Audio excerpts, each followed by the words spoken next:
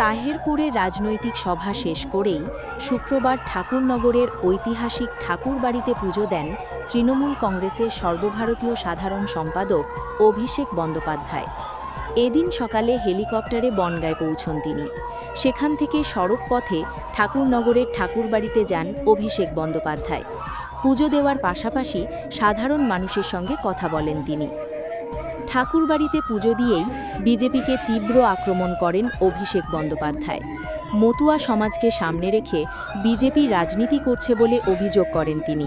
তার দাবি, মতুয়াদের আবেগ নিয়ে খেলছে বিজেপি। প্রধানমন্ত্রী নরেন্দ্র মোদী মতুয়াদের যে প্রতিশ্রুতি দিয়েছিলেন তার একটিও আজ পর্যন্ত পূরণ হয়নি বলে অভিযোগ তোলেন অভিষেক বন্দ্যোপাধ্যায় বলেন, একটাও মতুয়ার নাম ভোটার লিস্ট থেকে বাদ যাবে না, এই প্রতিশ্রুতি দেওয়া হয়েছিল। কিন্তু বাস্তবে কি হয়েছে? বহু মতুয়ার নাম আজ ভোটার তালিকায় নেই। তিনি আরও দাবি করেন, নাগরিকত্ব ইস্যুতে বারবার মতুয়াদের বিভ্রান্ত করা হচ্ছে। স্পষ্ট ভাষায় হুঁশিয়ারি দিয়ে তিনি বলেন, হয় মতুয়াদের নিঃশর্ত নাগরিকত্ব দিতে হবে, নইলে গদি ছেড়ে দিতে হবে।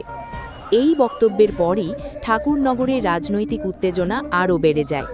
অভিষেক বন্দ্যোপাধ্যায় ঠাকুরবাড়ি ছেড়ে বেরিয়ে যেতেই নাটমন্দিরে শুদ্ধিকরণ কর্মসূচি পালন করেন কেন্দ্রীয় প্রতিমন্ত্রী শান্তনু ঠাকুর।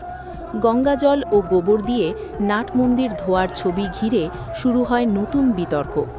শুধু তাই নয়, অভিষেক বন্দ্যোপাধ্যায় ঠাকুরবাড়ি ছাড়ার পরই তার বিরুদ্ধে স্লোগান দিতে শুরু করেন শান্তনু ঠাকুরপন্থী একাংশ মতুয়া সমর্থক। মুহূর্তের মধ্যে এলাকা জুড়ে রাজনৈতিক উত্তাপ ছড়িয়ে পড়ে। একদিকে তৃণমূলের তরফে বিজেপির বিরুদ্ধে প্রতিশ্রুতি ভঙ্গের অভিযোগ, অন্যদিকে বিজেপির পক্ষ থেকে শুদ্ধিকরণ কর্মসূচি। সব মিলিয়ে ঠাকুরনগরের ঠাকুরবাড়ি আবারও পরিণত হল রাজ্য রাজনীতির কেন্দ্রবিন্দুতে।